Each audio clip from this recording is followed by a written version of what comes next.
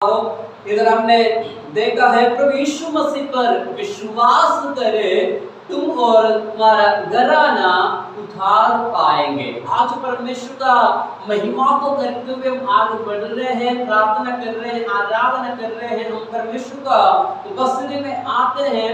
हम परमेश्वर को अनुग्रह को पाने के लिए, परमेश्वर को आशीषों को हमारे जीवन में हमको पाने के लिए हमको परमेश्वर उपस्थिति में आने की आवश्यकता है। परमेश्वर का उपस्थिति में शरणों में आने की आवश्यकता है। वचन में कहते हैं तुम विश्वास करो, प्रभु यीशु मसीह पर विश्वास करे और तुम और तेरा घराना उद्धार पाएगा। परमेश्वर तो बड़ा एक अनुग्रह का मार्ग, उद्धार का मार्ग प्रभु हमको ठहराया गया है।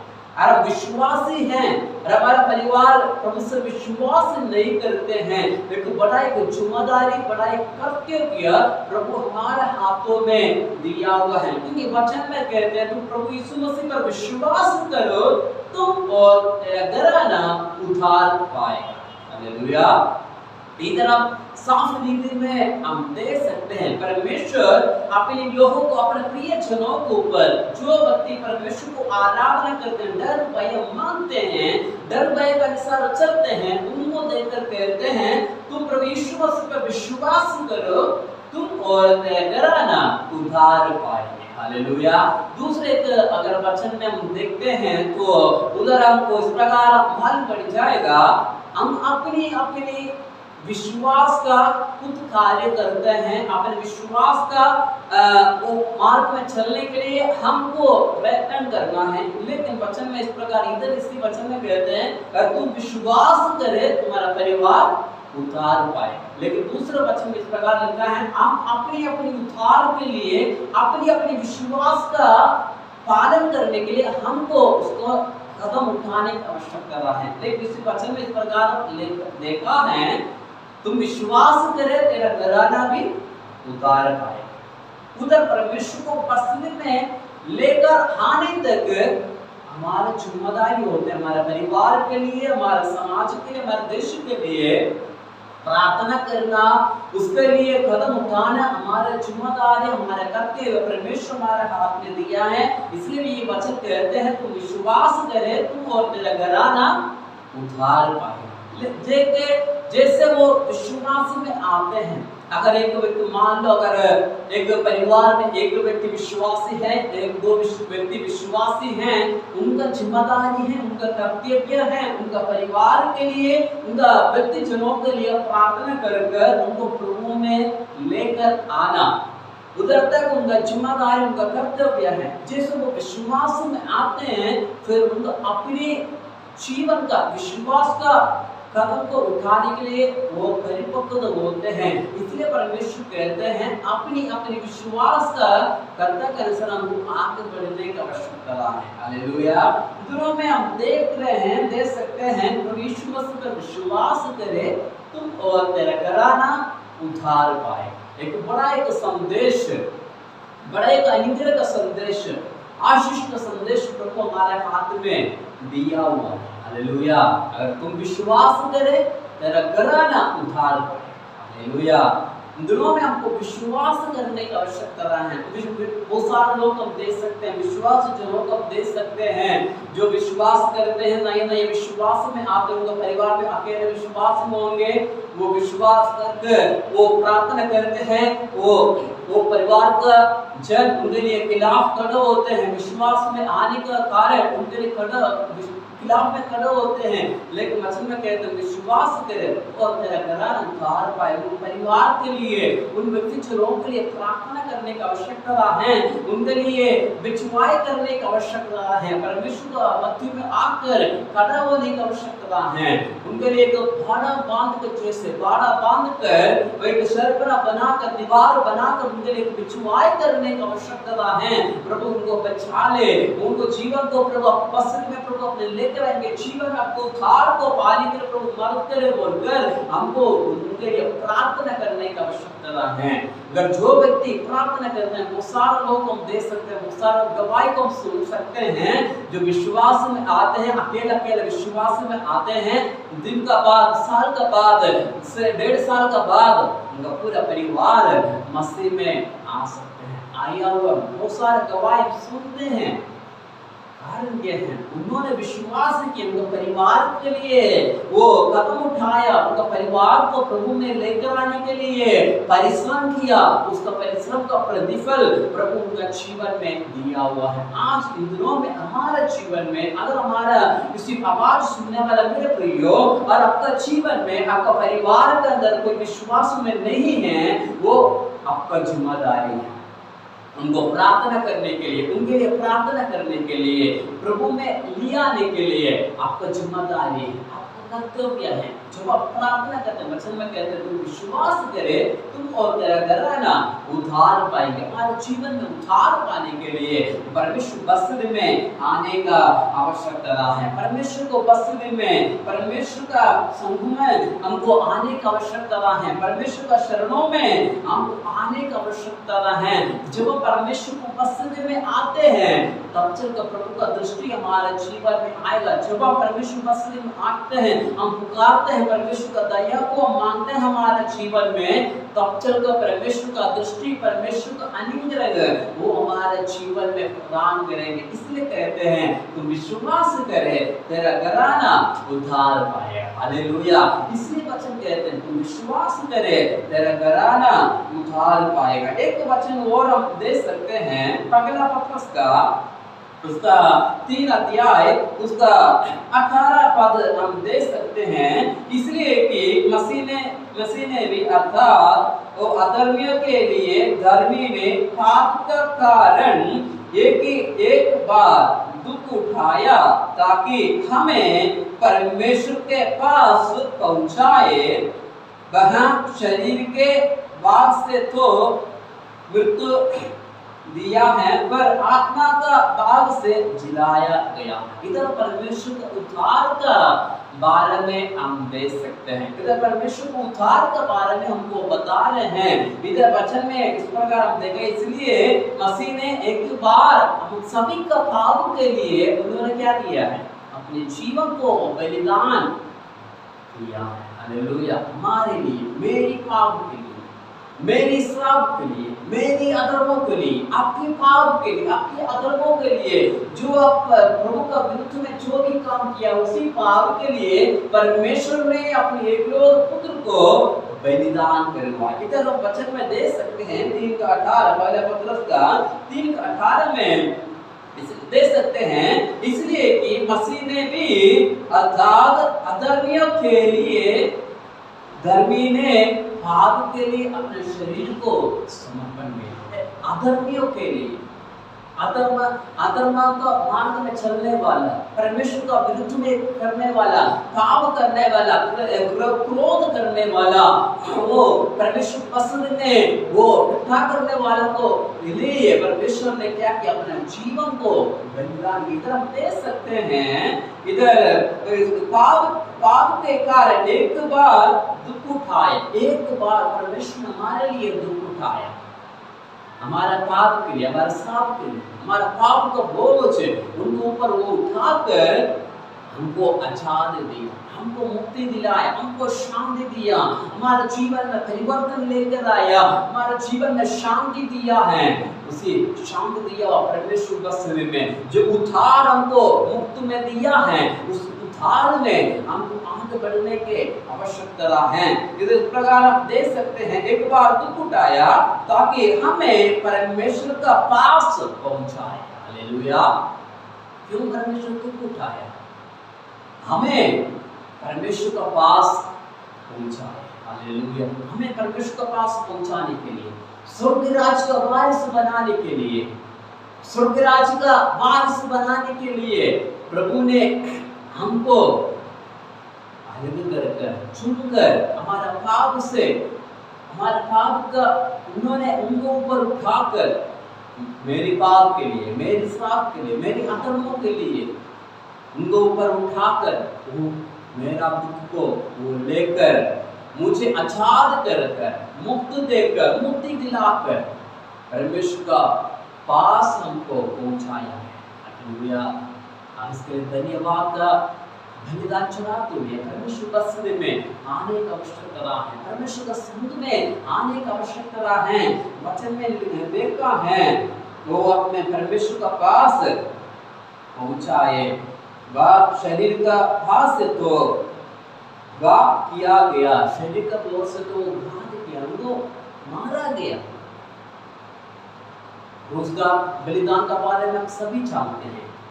मेरी पाप के लिए, मेरे श्राप के लिए, मेरे सुनने वाला मेरे प्रियो, आपका पाप के लिए, आपके श्राप के लिए परमेश्वर अपने जीवन को बलिदान करते हुए हमको बचाया। लेकिन वचन में कहते हैं आत्मा का भाग से उनको जिलाया गया, शरीर का द्वारा तो उनको मृत्यु दंड दिया गया है।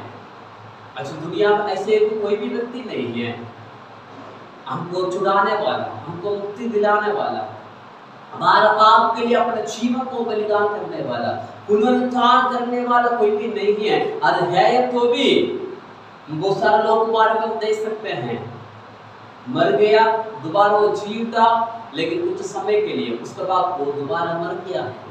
लेकिन एक ही परमेश्वर है, आज भी जिंदा है। हालेलुया। मेरी पाप के लिए मरकर, मेरी पाप को दफनाकर, मुझे मुक्ति और चंगाई देकर, सामर्थ देकर, परमेश्वर मसीह में रखकर, वो तीसरे दिन जी उठकर आज भी वो स्वर्ग में विराजमान है। हालेलुया। आज भी वो स्वर्ग में विराजमान है। वो शक्तिशाली परमेश्वर आज हमारे जीवन में उद्धार का मार्ग देकर आया हुआ है। हमको परमेश्वर को विश्वास करे, अपना शरीर को परमेश्वर हाथ में समर्पण करे, हमारे पाप से, हमारे अधर्मों से वो मुक्ति पाने के लिए उनको उपस्थिति में आकर वो अपना गलतियों को मानकर पश्चाताप कर पाप को छोड़ेंगे, परमेश्वर को उद्धार का मार्ग वो हमारे जीवन में दिया जाएंगे। हालेलुया।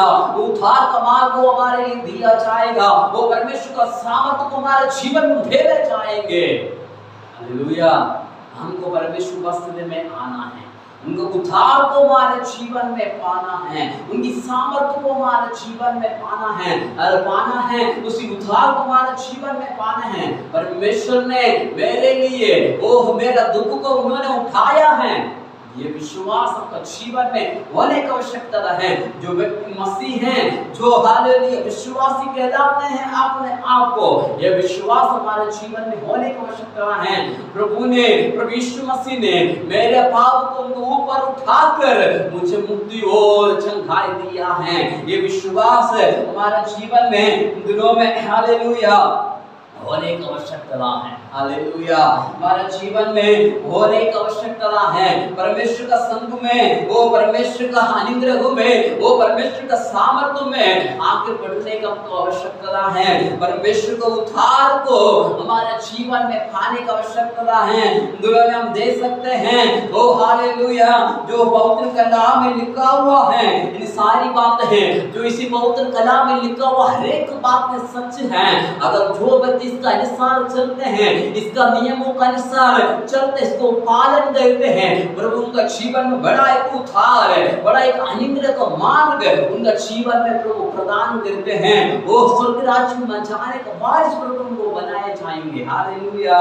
वो हालेलुया प्रभु को स्वर्ग का वारिस बनाए जाते हैं।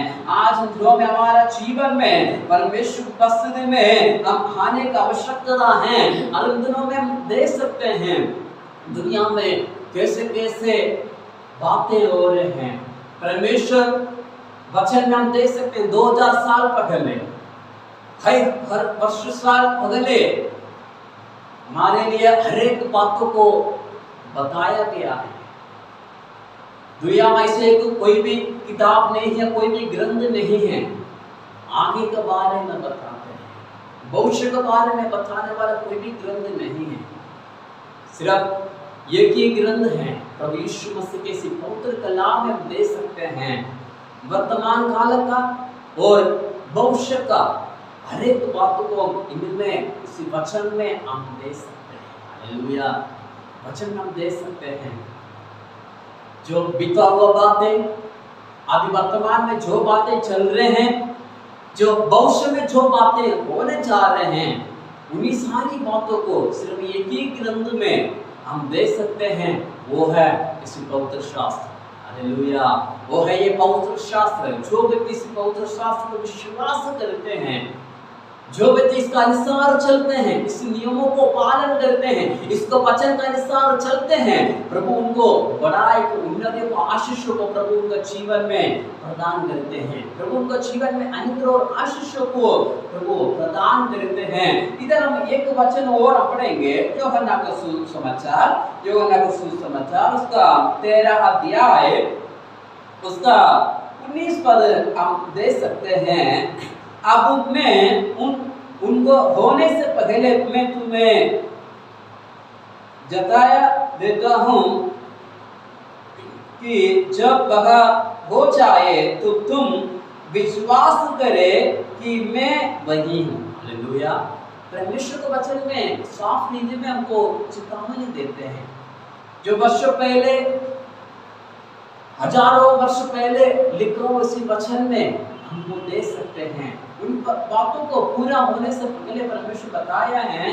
अब तुम समझना है कि इन बातों को पूरा हो जाए, जो वचन में लिखा हुआ हर एक बातें पूरा हो जाएंगे, तब तुम समझ लेना मैं वही हूँ, मैं प्रभु यीशु मसीह हूँ। तुम मुझे विश्वास करे। उनका परमेश्वर का साफ हृदय में उनको बता रहे हैं। इन दिनों में हमको इस वचन का, इसी पवित्र शास्त्र का पालन करने का आवश्यकता है। इसी पवित्र शास्त्र के अनुसार, इसी नियमों का अनुसार, नियमों का अनुसार, विधियों के अनुसार इन दिनों में हमको चलने का आवश्यकता है। इसको मार्ग में हमको आगे बढ़ने का आवश्यकता है।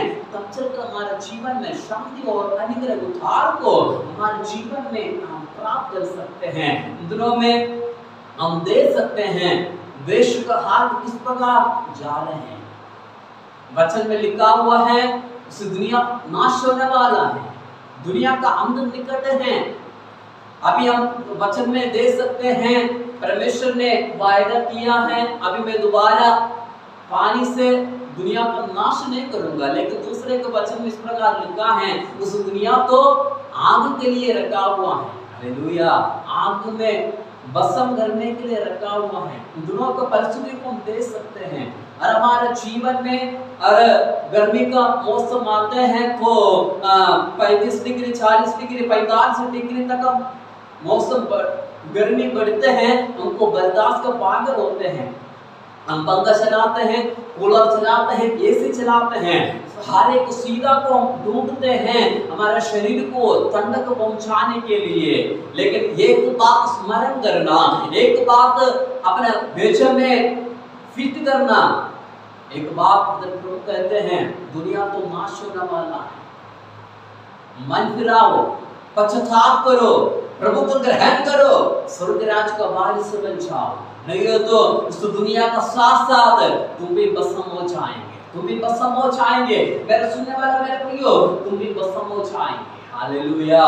दुनिया को उद्धार पाने से आजकल हम परिस्थिति को देख सकते हैं, इतना गर्मी बढ़ रहे हैं, गर्मी के कारण बहुत सारे लोगों को मृत्यु हो रहे हैं, डिहाइड्रेशन उनके जीवन में हो रहे हैं, मृत्यु हो रहे हैं।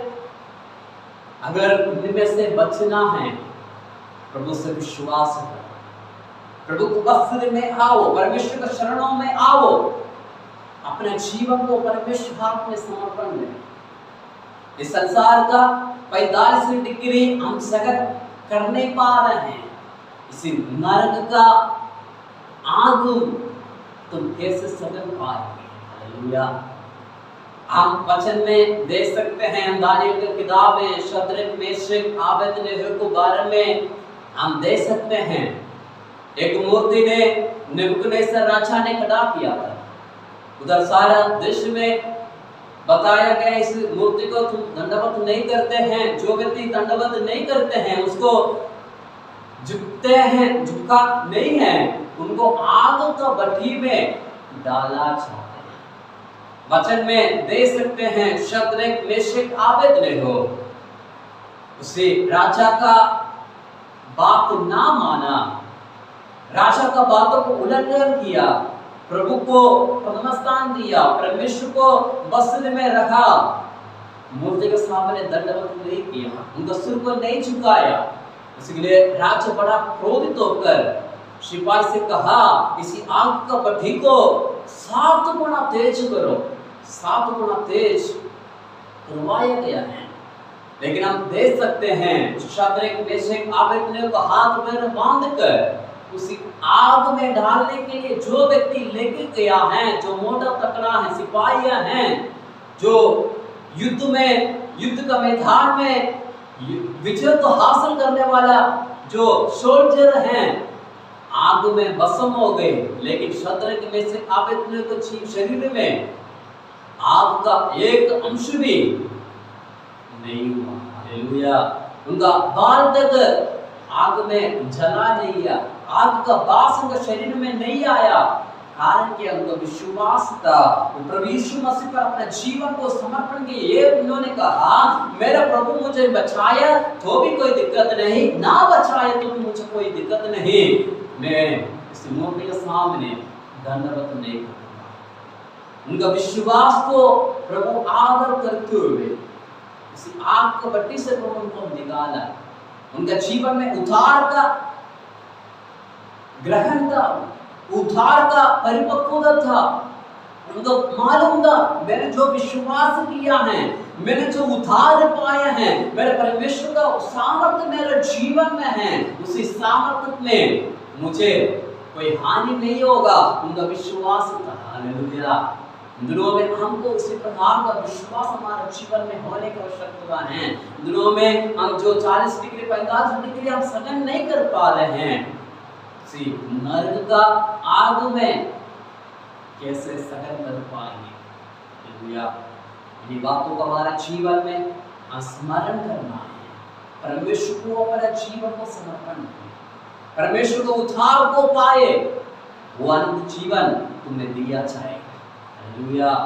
जो व्यक्ति परमेश्वर को ग्रहण करते हैं, प्रभु यीशु मसीह को अपने उद्धारकर्ता मुक्तिदाता का रूप से जो स्वीकार करते हैं, ग्रहण करते हैं, उनको स्वर्ग का वारिस उनको बनाया जाएंगे। हालेलुया। आज आपका अवसर है, आज आपका मौका है, आज आपको बस्ती आप परमेश्वर बस्ती में आए हैं, आपको एक वो अवसर परमेश्वर ने दिया हुआ है। इसी अवसर को बहुमूल्य समझकर अपने जीवन में ग्रहण करें, परमेश्वर को स्मरण करें, अपने जीवन को परमेश्वर को समर्पण करें, अनंत जीवन तुम्हें दिया जाएंगे। हम दोबारा वचन में आएंगे जो यूहन्ना का सुसमाचार 13 अध्याय 19 पद पढ़ेंगे। अब मैं उनको होने से पहले तुम्हें जताया देता हूँ, उनको बताया देते हैं, वचन में कहते हैं देता हूँ कि जब वह हो जाए तुम विश्वास करे मैं वही। हालेलुया। परमेश्वर पहले हमको सारी बातें बताया गया है, हम देख सकते हैं इस वचन में सारी बातें हमको बताया गया है।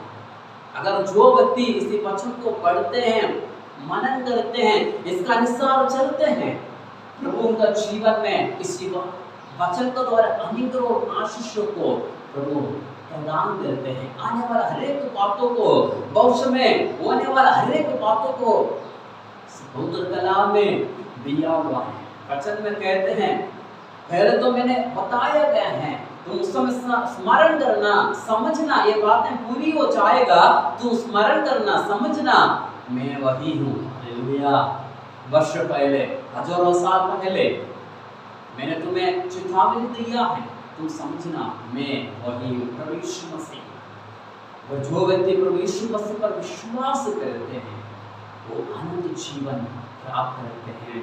जो यीशु मसीह पर विश्वास करते हैं वो परमेश्वर को अनुग्रह को, परमेश्वर को सामर्थ्य को वो उनके जीवन में वो अनुभव कर पाएंगे, उनका जीवन में ग्रहण कर पाएंगे। इसलिए हमारा जीवन में परमेश्वर के लिए हम जगह देने की आवश्यकता है। हम अपने जीवन को परमेश्वर का हाथ में स्मरण करते हुए, परमेश्वर का सुनी ने अपने जीवन को समर्पण करते हुए, परमेश्वर को ग्रहण करते हुए हमारे जीवन में हम आगे बढ़ने की आवश्यकता है। परमेश्वर को सामर्थ्य को हमारे जीवन में आवश्यकता है, परमेश्वर का सामर्थ्य को पाना है, अपने जीवन को परमेश्वर हाथ में समर्पण करना है। तब चलकर वो उद्धार का मार्ग वो हमको दिखाएंगे, तब चलकर वो उद्धार हमारे जीवन में है जो परमेश्वर को देना चाहते हैं। जो उद्धार वो हमको दिया जाएगा। अगर जब हम उद्धार पाएंगे, स्वर्गराज का वारिस प्रभु हमको बनाया जाएगा।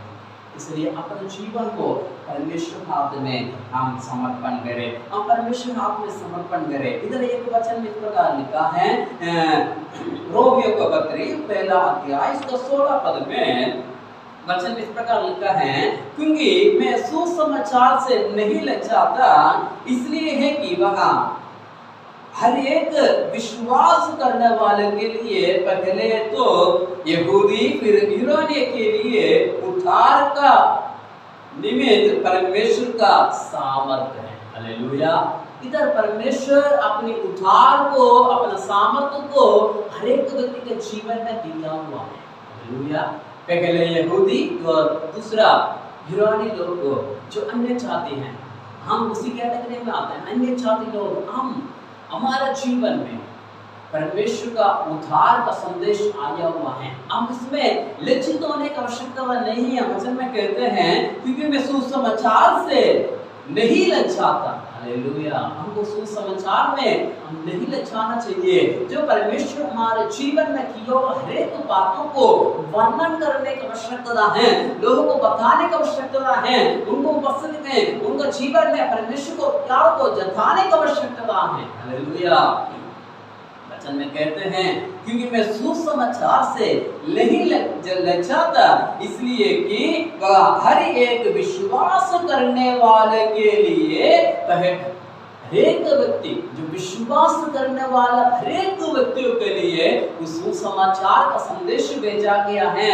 वचन में इस प्रकार हम देखा है, उसी उद्धार का निमित्त परमेश्वर का हालेलुया सामर्थ्य, हालेलुया, परमेश्वर का सामर्थ्य हमारे जीवन में दिया हुआ। इसलिए हमको लज्जित होने का, लज्जा लेने की आवश्यकता नहीं है, निंदा होने की आवश्यकता नहीं है, हम लज्जित होने की आवश्यकता नहीं है, या हम सोचने का समझने की जरूरत नहीं है।